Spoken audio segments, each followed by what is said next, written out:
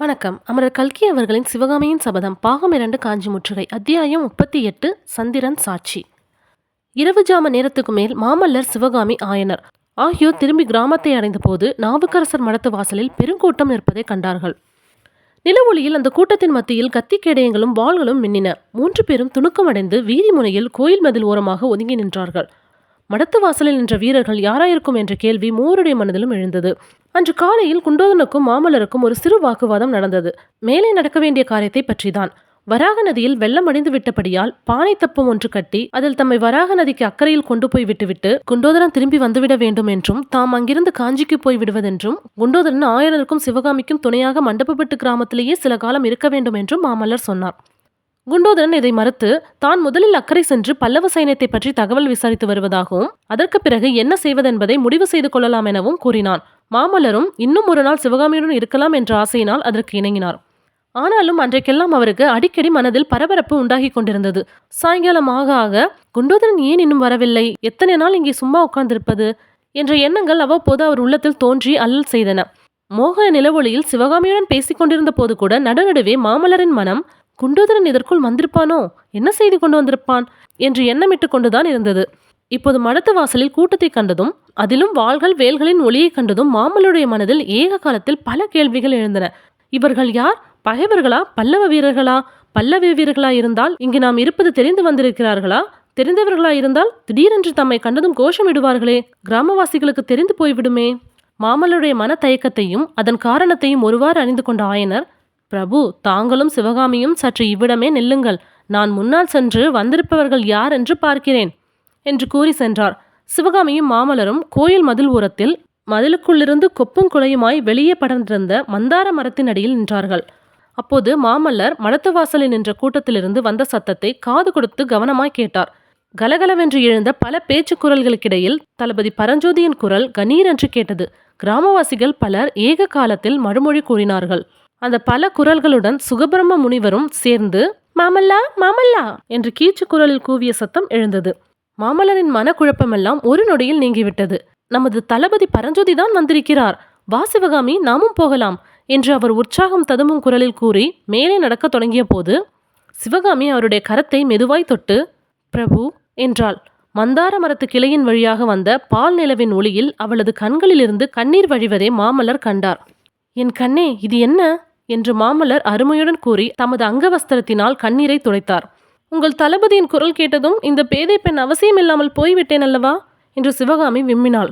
இவ்விதம் நேரும் என்று சற்றும் எதிர்பாராத மாமல்லர் அவளுக்கு எவ்விதம் தேறுதல் சொல்லுவதென்று தெரியாமல் சற்று திகைத்து நின்றார். பின்னர், என் ஆருயிரே, ஏன் இவ்விதம் பேசுகிறாய்? சற்று முன்னால் நீதானே உன் வாயார வீரமொழிகள் புகன்று என்னை போர்க்களத்துக்கு போகும்படி ஏவினாய். போக வேண்டிய சமயம் வந்திருக்கும் போது இவ்விதம் நீ கண்ணீர் விட்டால் நான் என்ன தைரியத்துடன் போவேன் என்று கூறி சிவகாமியின் அழகிய முகவாயை பிடித்து நிமிர்த்தினார். அப்போது சிவகாமியின் முகத்தில் நிலாமதியின் கிரணங்கள் நேராக விழ அவளுடைய இயற்கை பொன்னிற முகம் தந்த நிறம் பெற்று திகழ்ந்தது. சிவகாமி அவருடைய கரத்தை தன் முகவாயிலிருந்து எடுத்து தன் கண்களிலே சேர்த்து கண்ணீரால் நனைத்த வண்ணம், இந்த பேதை நெஞ்சம் ஏனோ காரணமில்லாத பீதி கொண்டிருக்கிறது. என் வாணாளில் இன்பம் இன்றோடு முடிந்துவிட்டது போல் தோன்றுகிறது. பிரபு, என்னை மறக்க மாட்டீர்கள் அல்லவா? மத்த யானையில் ஏறி யுத்தகலத்தில் சத்துருக்களை துவம்சம் செய்யும் போதும், அகில சாம்ராஜ்யத்தின் சக்கரவர்த்தியாகி மணிமுடி தரித்து ரத்தின சிங்காதனத்தில் அமர்ந்திருக்கும் போதும் இந்த ஏழை சிற்பியின் மகளை மறவாமல் இருப்பீர்கள் அல்லவா என்று கேட்டாள். மாமல்லர் வானக்கடலிலே மிதந்த பூர்ண சந்திரனை சுட்டிக்காட்டி, சிவகாமி, அதோ அமுத நிலவை சொரிந்து கொண்டு வானவீதியில் பவனி வரும் சந்திரன் சாட்சியாக சொல்கிறேன், கேள். இந்த ஜென்மத்தில் உன்னை நான் மறக்க மாட்டேன் என்று வாக்குறுதி கூறுவதில் பொருளில்லை.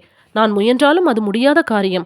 உன் மனதில் காரணமின்றி தோன்றும் பீதிக்கு ஏதாவது உண்மையில் காரணம் இருக்குமானால் ஒன்றே ஒன்றுதான் இருக்க முடியும். ஒருவேளை போர்க்களத்தில் நான் வீரமரணம் அடைவேன். ஐயோ, அப்படி சொல்லாதீர்கள், ஒரு நாளும் அப்படி நேராது என்று விம்மலுடன் உரத்து கூவினாள் சிவகாமி. மாமல்லர் சொன்னார், அப்படி நேரவில்லை என்றால் உன்னை நான் மறப்பது என்ற பேச்சுக்கே இடமில்லை. யுத்தமெல்லாம் முடிந்து இந்த பல்லவ சாம்ராஜ்யத்துக்கு சக்கரவர்த்தியாகி நான் ரத்தின சிங்காதனத்தில் வீற்றிருக்கும் காலம் வரும்போது நீயும் என் அருகிலேதான் வீற்றிருப்பாய். ஆனால் போர்க்களத்துக்கு போகும்போது வெற்றி அல்லது வீரமரணத்தை எதிர்பார்த்துதான் போக வேண்டும். நான் போர்க்களத்தில் உயிர் துறக்க நேர்ந்தால்தான் என்ன சிவகாமி, எதற்காக கவலைப்பட வேண்டும்? இந்த ஒரு பிறப்போடு நமது காதல் முடிந்து விட்டதா? ஒரு நாளும் இல்லை. போர்க்களத்தில் உயிர் போகும்போது எனக்கு நினைவிருந்தால் பிறைசூடும் பெருமானை தியானித்து இந்த புண்ணிய பாரத பூமியிலே பாலாரும் பெண்ணையும் காவேரியும் அமுத பிரவாகமாக பெருகும் தமிழகத்திலே மீண்டும் வந்து பிறக்கும் வரம் தாருங்கள் என்று கேட்பேன். அவ்விதமே இந்த தமிழகத்தில் பிறந்து ஊர் ஊராய் அலைந்து திரிவேன். பூர்வ ஜென்மங்களிலே நான் காதலித்த சௌந்தரிய வடிவத்தை, மோகன உருவத்தை, ஜீவனுள்ள தங்க விக்கிரகத்தை தேடிக்கொண்டு அலைவேன். இம்மாதிரி கார்த்திகை மாதத்து தாவல்யமான நில ஒளியிலே உன்னை மீண்டும் காண்பேன். கண்டதும் தெரிந்து கொள்வேன் நீதான் என்று. இந்த பெண்ணின் முகத்திலே ததும்பும் சௌந்தரியம் இவளுக்கு சொந்தமானதல்ல. பல ஜென்மங்களிலே தொடர்ந்து வந்த என் காதலின் சக்திதான் இந்த மோகனத்தை அளித்திருக்கிறது என்று தெரிந்து கொள்வேன். உன் கண்களில் ஜொலிக்கும் மின் ஒளியிலே என் உயிரின் சுடரைக் கண்டு தெரிந்து கொள்வேன். உன் இதழ்களின் புன்னகையில் என் இருதயத்தின் தாமம் தணிவதை உணர்ந்து அறிந்து கொள்வேன். இவள்தான் என் சிவகாமி. ஜென்ம ஜென்மங்களிலெல்லாம் என் உயிரிலே கலந்த இன்ப ஒளி இவள்தான். சரத்கால சந்திரனின் மோகன நிலவில் நான் பார்த்து பார்த்து மகிழ்ந்த சௌந்தரிய வதனம் இதுதான். இந்த கருங்குவளை கண்களிலேதான் என்னுடைய விழிகளாகிய வண்டுகள் ஓயாது மொய்த்து மதுவருந்தி மயங்கின என்று தெரிந்து கொள்வேன். சிவகாமி, வாக்குறுதி போதுமா? திருப்தி அடைந்தாயா? மாமல்லரின் கவியிருதயத்திலிருந்து பிரவாகமாய் பொழிந்த அமுத சொற்கள் சிவகாமை திக்குமுக்காட செய்தன. அவளுடைய தேகம் சிலிர்த்தது. புலங்காகிதம் உண்டாயிற்று. தரையிலே நிற்கிறோமா, வானவெளியில் மிதக்கிறோமா என்று தெரியாத நிலையை அவள் அடைந்தாள். திடீரென்று கலகல துவனியையும், அதோ மாமல்லர், அதோ பல்லவகுமாரர் என்ற குரல்களையும், மாமல்ல பல்லவேந்திர வாழ்க வாழ்க என்ற கோஷங்களையும் கேட்டு சிவகாமி சுயப்பிரஞை அடைந்தாள். எனக்கு திருப்திதான். ஜனங்கள் இங்கு வருவதற்குள் தாங்கள் முன்னால் செல்லுங்கள் என்று கூறினாள். ஹாய் ஃப்ரெண்ட்ஸ், உங்களுக்கு இந்த கதை பிடிச்சிருந்தா லைக் பண்ணுங்கள், ஷேர் பண்ணுங்கள், மறக்காமல் சப்ஸ்கிரைப் பண்ணுங்கள். தேங்க்யூ.